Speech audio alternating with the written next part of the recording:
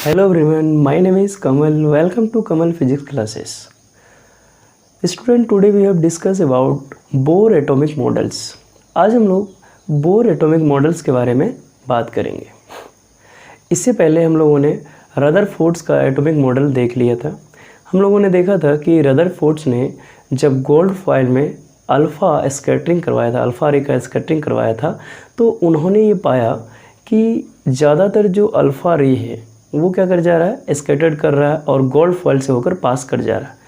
और 12,000 में से 12,000 रे में से कोई एक ऐसा रे होता है जो 180 डिग्री से रिफ्लेक्ट कर रहा है, यानी कि वापस आ रहा है। 12,000 रे में से कोई एक रे ऐसा था जो क्या कर रहा था, 180 डिग्री से, मान लीजिए गोल्ड फॉइल था और यहाँ से जब अल्फ़ा रे गया तो ऐसे कुछ ऐसे स्कैटरिंग होते हुए पार हो जा रहा था, यानी गोल्ड फॉइल से पार हो जा रहा था। ज़्यादातर रे गोल्ड फॉइल को पार कर जा रहा था, यानी कि गोल्ड फॉइल से होकर निकल जा रहा था। ये कौन सा रे था? अल्फ़ा रे था। लेकिन कुछ ऐसी भी रे थी जो क्या हो रहा था, 180 डिग्री से वापस आ रहा था, रिफ्लेक्ट कर रहा था। जैसे कि मान लीजिए ये गया और इसी डायरेक्शन में वापस भी आ गया, और इस ऐसा रे कितना था, हर 12,000 यानी एवरी 12,000 रे में से कोई एक रे ऐसा कर रहा था। तब रदरफोर्ड ने कंक्लूजन निकाला कि एटम्स का ज़्यादातर जो पार्ट है वो एम्प्टी होता है और एटम के कुछ ही पार्ट में पूरे एटम का मास रहता है। ये कंक्लूजन था रदरफोर्ड का। लेकिन रदरफोर्ड ये नहीं बताया कि एटम्स में, यानी कोई भी एटम्स के अंदर में इलेक्ट्रॉन, प्रोटॉन का और न्यूट्रॉन का अरेंजमेंट कैसे होता है, कि इलेक्ट्रॉन कहाँ रहेगा, प्रोटॉन कहाँ रहेगा, न्यूट्रॉन कहाँ रहेगा। ये बात रदरफोर्ड नहीं बता पाए। रदरफोर्ड लेकिन इतना ज़रूर बताए कि जो हमारा पॉजिटिव चार्ज है वो क्या है, न्यूक्लियस कहलाएगा, यानी कि पॉजिटिव चार्ज जो भी है एटम का, उसमें ही एटम का सारा मास रहेगा। तो फिर इलेक्ट्रॉन कहाँ रहेगा, ये बात उन्होंने नहीं बताया। तो उसके बाद इन बातों को पूरा करने के लिए फिर रदरफोर्ड के बाद एक नए साइंटिस्ट आया जिसका नाम था बोर। इनका नाम क्या था? बोर। तो आज हम लोग पढ़ने वाले हैं bore atomic model. Bore atomic model. सबसे पहले हम लोग समझ लेते हैं कि बोर का क्या मानना था। बोर का ये मानना था कि रदरफोर्ड ने जितना भी कहा है वहाँ तक तो फ़िलहाल ठीक है। क्या कहा रदरफोर्ड ने? रदरफोर्ड ने ये कहा था कि एटम का ज़्यादातर पार्ट एम्प्टी होता है, यानी कि खाली होता है, और एटम का जो सारा मास उसके सेंटर में कंसंट्रेटेड होता है, और एटम का जो सेंटर है वही कहलाएगा उसका न्यूक्लियस, और न्यूक्लियस में प्रोटॉन और न्यूट्रॉन होते हैं। ये ठीक। लेकिन इलेक्ट्रॉन कैसे रिवॉल्व करेगा ये बात रदरफोर्ड नहीं बता पाए। तो इसको बताने के लिए हमारे पास कौन आए? बोर। बोर जो साइंटिस्ट थे उनका कहना था कि एटम के अंदर में जो क्या है, हमारा न्यूक्लियस और इलेक्ट्रॉन भी है। इनका अरेंजमेंट कैसे है, जिस तरह हमारा सोलर सिस्टम है, सोलर सिस्टम में क्या है, सोलर सिस्टम में ये है कि जो हमारा सन है, सन जो है एक इलिप्टिकल क्या है, सन जो है एक ऑर्बिट में बैठा हुआ है, कोई इलिप्स के फोकस में बैठा हुआ। सॉरी, आपको पता होगा कि सन जो है जैसे इलिप्स होता है ना, इलिप्स के मान लीजिए कोई एक फोकस में बैठा हुआ, ये सन है, और हमारा अर्थ जो है इसके ऊपर चारों तरफ रिवॉल्व कर रहा है। का जिस तरह हमारा सोलर सिस्टम में अर्थ रिवॉल्व करता है किसके कारण? ग्रेविटी के कारण। उसी तरह एटम के अंदर जो है क्या होता है, इलेक्ट्रोस्टैटिक फोर्स होता है। इलेक्ट्रोस्टैटिक फोर्स के कारण इलेक्ट्रॉन जो है रिवॉल्व करेगा किसके राउंड? प्रोटॉन और न्यूट्रॉन, यानी न्यूक्लियस के राउंड। ठीक है, तो ये कहना था किनका? बोर का। फिर से हम लोग रिपीट कर लेते हैं। बोर का कहना था जैसे हमारा सोलर सिस्टम में ग्रेविटेशनल फोर्स के कारण अर्थ जो है सन के चारों तरफ रिवॉल्व करता है, उसी तरह जो हमारा एटम है, एटम में क्या होता है कि इलेक्ट्रॉन जो है क्या करता है, न्यूक्लियस के चारों तरफ रिवॉल्व करता है due to force of electrostatics. Electrostatic force के कारण जो इलेक्ट्रॉन होता है न्यूक्लियस के चारों तरफ क्या करेगा? रिवॉल्व करेगा, जिसको हम लोग क्या कहेंगे? ऑर्बिट कहेंगे। क्या कहेंगे? ऑर्बिट कहेंगे। तो हम लोग थोड़ा सा बोर्स के बारे में लिख लेते हैं, बोर का क्या कहना था। अभी तक तो फिलहाल हम लोगों ने क्या देखा, रदरफोर्ड अल्फा एक्सपेरिमेंट, अल्फा रे एक्सपेरिमेंट था। अब बोर का स्टेटमेंट, बोर का पहला स्टेटमेंट था electrons revolve in any atom are in fixed orbit, are in fixed orbit. Electron किसी भी एटम के अंदर जो रिवॉल्व करता है वो फिक्स्ड ऑर्बिट में रिवॉल्व करता है। ऐसा नहीं कि फर्स्ट रिवोल्यूशन पहला ऑर्बिट में कर लिया और दूसरा रिवोल्यूशन किसी और ऑर्बिट में। जैसे मान लीजिए ये हमारे पास 2 इलेक्ट्रॉन है, तो बोर का मानना था अगर ये इलेक्ट्रॉन फर्स्ट ऑर्बिट में रिवॉल्व कर रहा है तो इसी ऑर्बिट में रिवॉल्व करते रहेगा। ऐसा नहीं होगा कि यहाँ से यहाँ आ जाए। हाँ, यहाँ से यहाँ आएगा जब ये इलेक्ट्रॉन एनर्जी को गेन कर ले, कहीं बाहर से इसको एनर्जी मिल जाए तो फिर एनर्जी ज़्यादा होने के कारण ये हाई ऑर्बिट में चला जाएगा। लेकिन ऐसे ही रिवॉल्व करते करते अचानक से फर्स्ट ऑर्बिट से सेकेंड ऑर्बिट नहीं जा सकता या सेकेंड ऑर्बिट से फर्स्ट ऑर्बिट में नहीं जा सकता। यानी कि हर इलेक्ट्रॉन का ऑर्बिट फिक्स है। ये कहना किसका था, बोर का। बोर का ये भी कहना था कि जितना इसमें ऑर्बिट है, ऑर्बिट का भी एनर्जी लेवल फिक्स है। फॉर एग्जांपल जैसे ये मान लीजिए ये ऑर्बिट है, ये फर्स्ट ऑर्बिट, ये सेकेंड ऑर्बिट, ये थर्ड ऑर्बिट। तो बोर का कहना था ये जो है, ये जो थर्ड ऑर्बिट है, थर्ड ऑर्बिट का एनर्जी सेकेंड ऑर्बिट से ज़्यादा होगा और सेकेंड ऑर्बिट का एनर्जी फर्स्ट ऑर्बिट से ज़्यादा होगा। इसका मतलब अगर हम एनर्जी को और ये अरेंज कर लें ऑर्बिट के एनर्जी को, तो सबसे ज़्यादा एनर्जी किस में होगा, थर्ड ऑर्बिट में। सबसे कम एनर्जी किस में होगा, फर्स्ट ऑर्बिट में। यानी कि अगर इलेक्ट्रॉन को ये फर्स्ट ऑर्बिट से थर्ड ऑर्बिट में जाना हो तो क्या करना पड़ेगा, इलेक्ट्रॉन को बाहर से एनर्जी देना पड़ेगा। और कितना एनर्जी देना पड़ेगा ये बात हम लोग कैलकुलेट करेंगे, ठीक है। तो ये भी कहना था किनका, बोर का। यानी कि बोर ने ये बता दिया कि इलेक्ट्रॉन जो है एक फिक्स्ड ऑर्बिट में रिवॉल्व करेगा, घूमते रहेगा। वो ना ही हाई ऑर्बिट में जाएगा ना ही लो ऑर्बिट में जाएगा।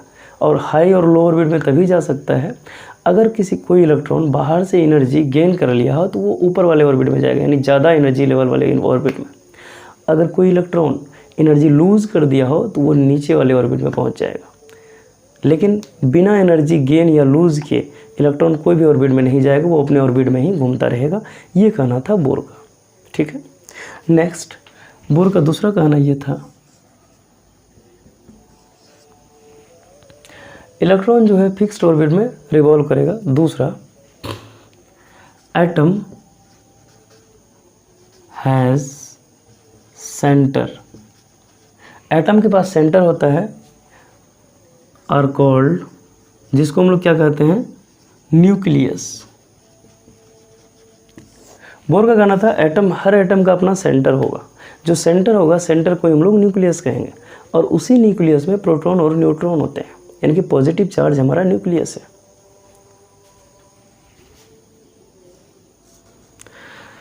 अब हम लोग इसका, ये तो था बोर का स्टेटमेंट कोई भी एटम के लिए। लेकिन बोर का एक नया रूल था, क्वांटाइजेशन रूल। कौन सा रूल था, क्वांटाइजेशन रूल। Bore quantization. ये बोर क्वांटाइजेशन क्या है, थोड़ा हम लोग इनको समझ लेते हैं। बोर क्वांटाइजेशन, बोर का कहना था कि कोई भी इलेक्ट्रॉन जब रिवॉल्व करता है कोई ऑर्बिट में तो उस इलेक्ट्रॉन का जो है एंगुलर मोमेंटम होता है, वो क्या होता है, इंटीग्रल मल्टीपल ऑफ h/2π। तो हम लोग लिखेंगे electron revolve in that orbit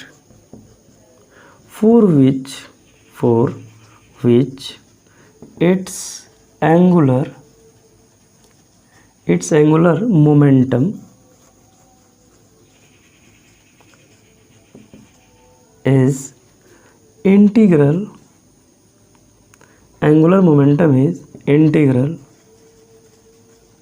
multiple of H upon 2 pi. Bore का कहना था कि इलेक्ट्रॉन उसी ऑर्बिट में रिवॉल्व करता है जिनका क्या होता है, एंगुलर मोमेंटम किसके इक्वल होता है, integral multiple of H upon 2 पाई। हम लोग फिजिक्स के मैकेनिक्स में एंगुलर मोमेंटम के बारे में बहुत ज़्यादा पढ़े हैं, बहुत डिटेल से पढ़े हैं। एंगुलर मोमेंटम क्या होता है कि एंगुलर जो मोमेंटम होता है, मोमेंटम हमारा दो टाइप का होता है कौन सा, लीनियर मोमेंटम है, होता है एंगुलर मोमेंटम। एंगुलर मोमेंटम को हम लोग एल से डिनोट करते हैं। फिर पहले इनको इरेज कर देते हैं। जो हमारा एंगुलर मोमेंटम होता है, एंगुलर मोमेंटम को हम लोग एल से डिनोट करते हैं। Angular momentum is equal to होता है perpendicular distance cross linear momentum. चूँकि हम लोग अभी एंगुलर मोमेंटम देख रहे हैं एक इलेक्ट्रॉन के लिए, तो आपको पता है कि इलेक्ट्रॉन के सेंटर में न्यूक्लियस है और इलेक्ट्रॉन के जो इसका ऑर्बिट है, ऑर्बिट में खुद इलेक्ट्रॉन रिवॉल्व कर रहा है। तो इसका वेलोसिटी अगर हम लोग v ले लें, इलेक्ट्रॉन का मास अगर m है तो वेलोसिटी v, और ये परपेंडिकुलर डिस्टेंस अगर r है, तो दोनों के बीच का एंगल कितना है, 90 डिग्री। देखिए, चूँकि अगर हम लोग लीनियर मोमेंटम को जाने तो लीनियर मोमेंटम क्या होता है, मास इनटू वेलोसिटी। और अगर इसको डिटेल से हम लोग लिखें तो मास चूँकि कांस्टेंट है, ये मास किसका है, इलेक्ट्रॉन का मास है, मास ऑफ इलेक्ट्रॉन कर देते हैं r क्रॉस v। अब देखिएगा r क्रॉस v यानी r और v के बीच क्रॉस प्रोडक्ट। अब वेक्टर अगर पढ़े हैं तो वेक्टर में दो टाइप के प्रोडक्ट होता है, डॉट प्रोडक्ट और क्रॉस प्रोडक्ट। डॉट प्रोडक्ट को हम लोग स्केलर प्रोडक्ट बोलते हैं, क्रॉस प्रोडक्ट को वेक्टर प्रोडक्ट बोलते हैं। चूँकि यहाँ क्रॉस प्रोडक्ट है, अगर हमें क्रॉस प्रोडक्ट को हटाना है तो इसके लिए हमारे पास फॉर्मूले होते हैं r का मैग्नीट्यूड, v का मैग्नीट्यूड इनटू साइन थीटा। ये जो थीटा है, theta is the angle between r and v, यानी कि ये परपेंडिकुलर डिस्टेंस और वेलोसिटी के बीच का जो एंगल है ये थीटा कहलाता है। दोनों के बीच का एंगल कितना है, सर्कुलर ऑर्बिट में 90 डिग्री। तो हम लोग अगर यहाँ एंगुलर मोमेंटम को लिखें तो r हमारा फ्री हो जाएगा, v फ्री हो जाएगा, साइन थीटा की जगह आ जाएगा 90 डिग्री। और आपको पता है कि साइन 90 का जो वैल्यू है वो होता है 1, यानी कि angular momentum equal to MEV/r। चूँकि हम लोग v को पहले लिख दिए, r को बाद में लिख दिए, तो हम लोगों को एंगुलर मोमेंटम कितना मिला, मास of electron into velocity into perpendicular distance. ये है एंगुलर मोमेंटम। ये तो हमारा मैकेनिक्स का एंगुलर मोमेंटम है। लेकिन बोर का क्या कहना था कि जो एंगुलर मोमेंटम होगा वो क्या होगा, integral multiple of h upon 2 पाई। ये क्या है integral multiple of, integral multiple यानी कि n का कोई वैल्यू ले लेते हैं, मान लेते हैं कि ये n जो है बताएगा नंबर ऑफ ऑर्बिट, यानी कि ऑर्बिट कौन सा ऑर्बिट है, first orbit, second orbit, third orbit, electron कौन से ऑर्बिट में घूम रहा है। और इसी को हम लोग केमिस्ट्री में पढ़ते हैं प्रिंसिपल क्वांटम नंबर के नाम से, n को। n सिर्फ बताएगा कि ये ऑर्बिट कौन सा, पहला ऑर्बिट या दूसरा ऑर्बिट, तीसरा ऑर्बिट, चौथा ऑर्बिट, पांचवा ऑर्बिट, ऐसे ऐसे nth ऑर्बिट। इसका क्या कहना था कि जो हमारा एंगुलर मोमेंटम है, एंगुलर मोमेंटम जो है वो क्या होगा, integral multiple of h upon 2 पाई। ये होगा एंगुलर मोमेंटम। ये कहना था किनका, बोर का। इलेक्ट्रॉन उसी ऑर्बिट में रिवॉल्व करेगा या इलेक्ट्रॉन जिस ऑर्बिट में रिवॉल्व कर रहा है उस ऑर्बिट का जो एंगुलर मोमेंटम होगा NH अपॉन 2 पाई। n बताएगा कौन सा, कि कौन से ऑर्बिट में है, यानी कि प्रिंसिपल क्वांटम नंबर कि इलेक्ट्रॉन कौन से ऑर्बिट में घूम रहा है, कौन से ऑर्बिट में रिवॉल्व कर रहा है, first orbit, second orbit, third orbit, fourth orbit, fifth orbit, etc। अगर हम ये दोनों इक्वेशन को मिला दें, ये भी हमारा एंगुलर मोमेंटम है। बस ये है कि हम मैकेनिक्स में पढ़े हैं और ये एंगुलर मोमेंटम ये थ्योरी का दिया हुआ, यानी कि बोर का दिया हुआ। चूँकि दोनों का लेफ्ट साइड इक्वल है तो दोनों का राइट साइड इक्वल करेंगे, चूँकि दोनों एंगुलर मोमेंटम ही है। तो हम लोग अगर इनको इक्वल करके देखें एंगुलर मोमेंटम, इसको इक्वेशन फर्स्ट ले लेते हैं, ये इक्वेशन सेकंड ले लेते हैं। तो यहाँ लिखें from equation first and second. Equation first और सेकंड से अगर हम लोग देखें तो MV/r equal to NH upon 2 pi. जो एंगुलर मोमेंटम होता है, angular momentum integral multiple of h/2π, यानी कि इलेक्ट्रॉन हमारा उसी ऑर्बिट में रिवॉल्व करेगा जिनका एंगुलर मोमेंटम nh/2π के इक्वल हो। n जो बताएगा number of principal quantum number या number of orbits which revolve in electron. n is equal to integer, यानी कि n हमारा हमेशा इंटीग्रल वैल्यू होगा। तो यहाँ से अगर हम लोग देखें तो रिलेशन मिल चुका है mvr इक्वल टू nh/2π। तो जो हमारा m है mass of electron, v equal to velocity of electron which revolve in circular path, r equal to radius of electron, n is equal to n को हम लोग क्या बोलेंगे इंटीजर, और n बताएगा नंबर ऑफ ऑर्बिट्स, और हमारा जो h है ये है प्लैंक्स कांस्टेंट 2, तो हमारा हमारा कांस्टेंट खुद है नंबर है, pi is also constant, the value of pi is 22/7, तो पाई का वैल्यू हम लोग 22/7 ले सकते हैं, 2 तो हमारा कांस्टेंट है ही, और h is also Planck's constant. तो यहाँ से हम लोगों को रिलेशन मिल गया है किसमें, एंगुलर मोमेंटम, कौन सा एंगुलर मोमेंटम, इलेक्ट्रॉन का एंगुलर मोमेंटम, और जो हमारा मैकेनिक्स का एंगुलर मोमेंटम है, दोनों के बीच का रिलेशन है mvr इक्वल टू nh/2π। अब हम लोग नेक्स्ट जो बोर का कहना था, बोर का ये कहना था कि जो centripetal force of electron is equal to the electrostatic force between nucleus and electrons which revolve in orbits, यानी कि जो सेंट्रीपिटल फोर्स का काम करेगा, कौन काम करेगा सेंट्रीपिटल फोर्स का, वो जो इलेक्ट्रॉन और न्यूक्लियस के बीच, इलेक्ट्रॉन और प्रोटॉन के बीच जो है इलेक्ट्रोस्टैटिक फोर्स ऑफ अट्रैक्शन लग रहा है, वो सेंट्रीपिटल फोर्स का काम करेगा। यानी कि इनको फिलहाल नोट कर लें। अब हम लोग आगे बढ़ते हैं, centripetal force of electron.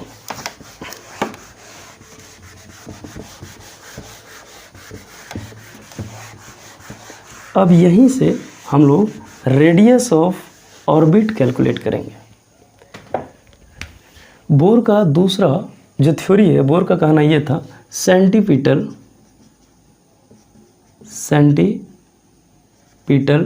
Force is equal to the electrostatic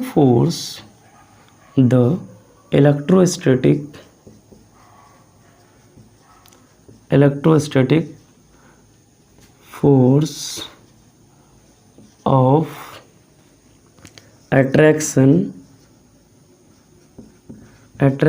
between nucleus and electron,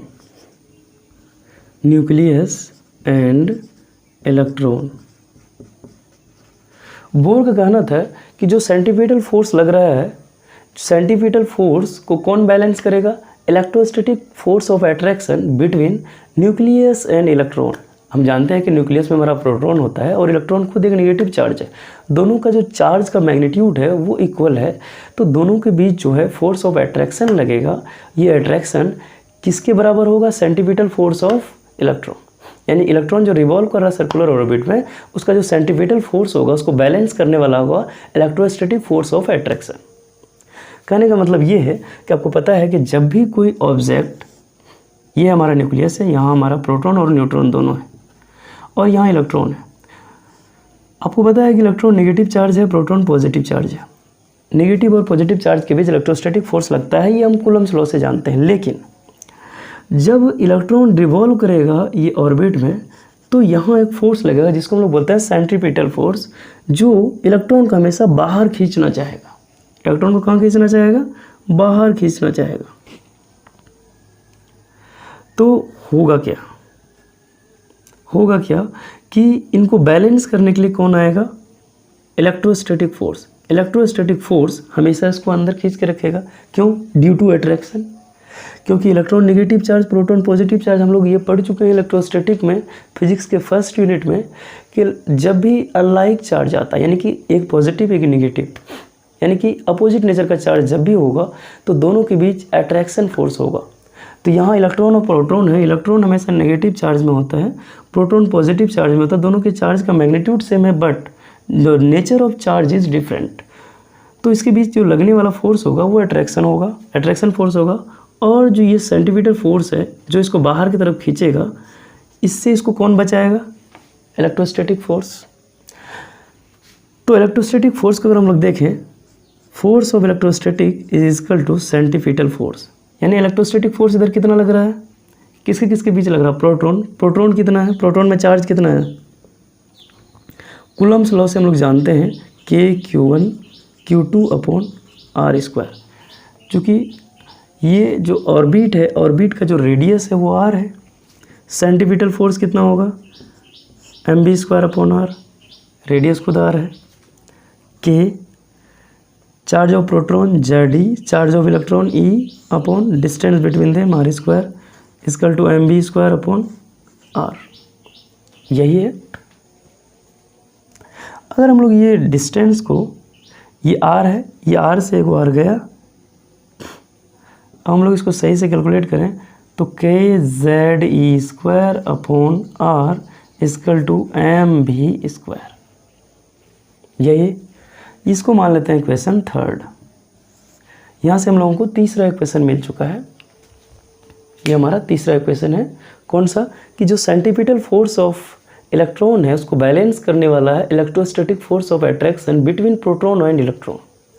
electron और प्रोटॉन के बीच के लगने वाला force, electrostatic force of attraction जो है वो किसके द्वारा बैलेंस हो जाएगा? सेंटीपिटल फोर्स के द्वारा।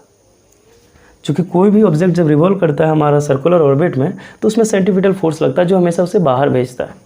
तो उसको बाहर ना जाए, वो हमेशा अपने ऑर्बिट पे फिक्स रहे, तो सेंटीपिटल फोर्स के बराबर ही इलेक्ट्रोस्टैटिक फोर्स लगेगा। तो यहाँ से हम लोगों को मिल चुका है दोनों में relation kZe² upon R square upon R equal to mv²। अब हम लोग इक्वेशन थर्ड और इक्वेशन, ये जो इक्वेशन है इसको इक्वेशन थर्ड ले लेते हैं। ये इक्वेशन थर्ड, इसको इक्वेशन फोर्थ ले लेते हैं। इक्वेशन फोर्थ, इक्वेशन थर्ड हमारा क्या है? एंगुलर मोमेंटम वाला mvr equal to nh upon 2π। और इक्वेशन फोर्थ हमारा है kZe² R equal to mv²। अब दोनों को हम लोग क्या करेंगे?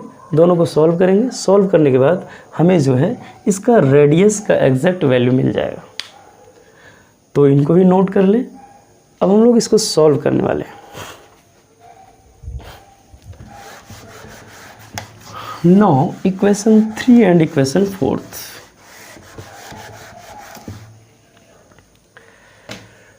From equation 3rd and equation 4th. Equation 3 और इक्वेशन 4 को अगर आप देखें, इक्वेशन 3 में हमारा क्या है? mvr equal to nh upon 2π। तो हम लोग इसको स्क्वायर कर देते हैं। mvr है, इसको स्क्वायर करते हैं nh अपॉन 2π, इनका भी स्क्वायर हो जाएगा। और ये जो हमारा है, हमारा इक्वेशन फोर्थ यही है। अगर इसको स्क्वायर करेंगे तो क्या हो जाएगा? m² v² r square equal to n square h square upon 4π²। ध्यान रहे ये हमारा वही इक्वेशन है, तीसरा वाला ही इक्वेशन है फ्रॉम इक्वेशन थर्ड। इसको हम सिर्फ क्या किए हैं? स्क्वायरिंग किए, स्क्वायरिंग। अब क्या करते हैं? दोनों को डिवाइड कर देते हैं। इसको थोड़ा सा हम एक्सचेंज कर देते हैं।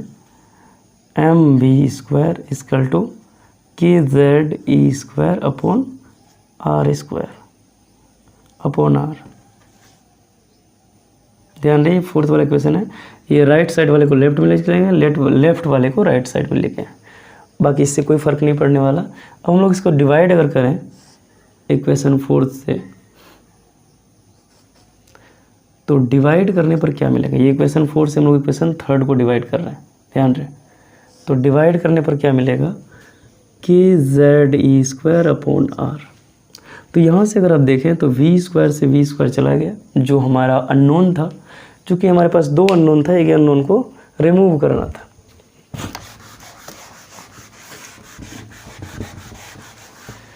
तो यहाँ से ये m से m² में से एक m ख़त्म हो गया, mr² बच गया, mr²। और यहाँ अगर आप देखें तो ये सबसे नीचे वाला सबसे ऊपर जाएगा, तो यहाँ n² h² r upon 4 pi square KZ²। यही आया, और तो कुछ नहीं है, और कुछ नहीं। तो यहाँ से एक बार और सॉल्व कर लेते हैं। MR², वो जो R है, ये R से ये R तो ऐसे ही कट जाएगा, तो सिर्फ मेरे पास बचेगा R, और यहाँ N² H², नीचे में 4 पाई स्क्वायर, K का वैल्यू जानते हैं 1/4 पाई एप्सिलॉन नॉट, उसके बाद इंटू ZE²।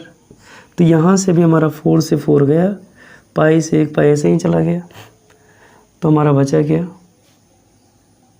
तो MR = N² H², epsilon not ऊपर जाएगा अपॉन पाई ZE²।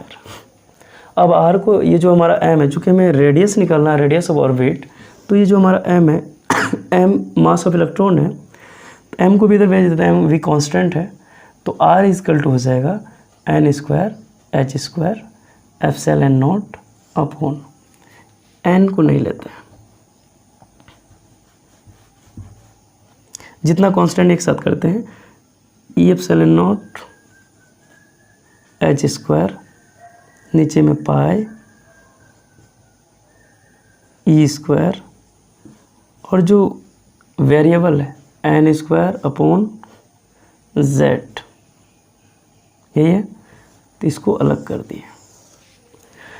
तो ये है हमारा रेडियस का वैल्यू, ये क्या है, हमारा रेडियस का वैल्यू है। रेडियस का वैल्यू हम लोगों को मिल चुका है,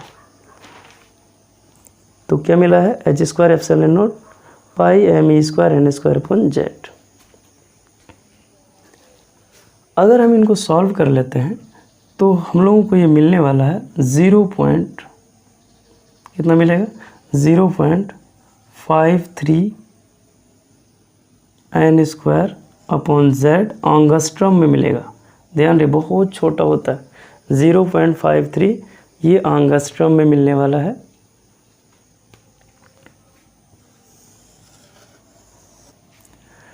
यानी कि जो हमारा रेडियस है ये एंगस्ट्रम में मिल चुका है, कितना, 0.53। क्यों, क्योंकि हम लोग जानते थे एप्सिलॉन का वैल्यू कितना होता है, इसको क्या बोलते हैं, परमिटिविटी इन वैक्यूम। एप्सिलॉन का वैल्यू होता है 8.85 × 10⁻12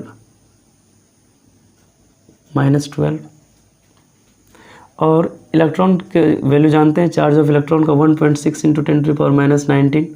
प्लैंक्स कांस्टेंट भी हम लोग जानते हैं 6.32 × 10⁻34। H हो गया एप्सिलॉन, और पाई का वैल्यू जानते हैं 3.143। ये सारा वैल्यू जब हम लोग इसमें रख देंगे तो ये सारा का वैल्यू यही आएगा 0.53, और ये N² अपॉन Z। N जो है क्या बताएगा, इंटीजर वैल्यू बताएगा, और N ये बताता है कि इलेक्ट्रॉन कौन से सेल में, कौन से ऑर्बिट में रिवॉल्व कर रहा है, यानी कि ऑर्बिट के बारे में बताएगा हमारा N। इसीलिए इसको प्रिंसिपल क्वांटम नंबर बोला जाता है। जो Z है, Z ये बताएगा कि कौन से एटम का, हम लोग कौन से एटम का इलेक्ट्रॉन के बारे में जानना चाह रहे हैं, कौन से एटम के बारे में जानना चाह रहे हैं। लेकिन एक बात और बता दें कि जो हमारा बोर्स लॉ है, Bohr's law only valid in hydrogen like atom. Hydrogen like atom, इसका अर्थ ये हुआ कि ये बोर जो है सिर्फ हाइड्रोजन लाइक एटम के कारण ही ऐसा करेगा, यानी कि ऐसा एटम जो हाइड्रोजन के जैसा रहता हो। हाइड्रोजन के जैसा का मतलब कि जिसमें 1 प्रोटॉन हो और 1 इलेक्ट्रॉन हो, ऐसे एटम के लिए ये लॉ वैलिड है। बोर्स लॉ केवल हाइड्रोजन लाइक एटम के लिए वैलिड होता है। कभी कभी पूछ दिया जाता है कि limitation of Bohr's law, Bohr's law का क्या लिमिट है, यानी कि कहाँ जाने के बाद ये लॉ फेल हो जाएगा। यानी कि Bohr's law only valid in hydrogen like atom. Bohr's law केवल हाइड्रोजन लाइक एटम के लिए ही वैलिड है। अगर आप हीलियम, लिथियम, बेरिलियम में लगाएंगे तो नहीं लगेगा, लेकिन इसको लगाने का एक तरीका है। हाइड्रोजन लाइक एटम, मान लीजिए हम हीलियम लगा रहे हैं, हीलियम +1 के लिए लगाना पड़ेगा, लिथियम +2 के लिए लगाना पड़ेगा, यानी कि जिसमें केवल 1 इलेक्ट्रॉन हो। हीलियम +1 में 1 इलेक्ट्रॉन, लिथियम +2 में भी केवल कितना है 1 इलेक्ट्रॉन, क्योंकि +2 यानी 2 इलेक्ट्रॉन रिलीज हो चुका है। तो कभी कभी लिमिटेशन हमसे पूछा जाता है कि बोर्स लॉ का लिमिटेशन क्या है, तो हम लोग ये कह सकते हैं कि Bohr's law only applied for hydrogen like atom. Bohr's law केवल हाइड्रोजन लाइक एटम के लिए ही अप्लाई होगा।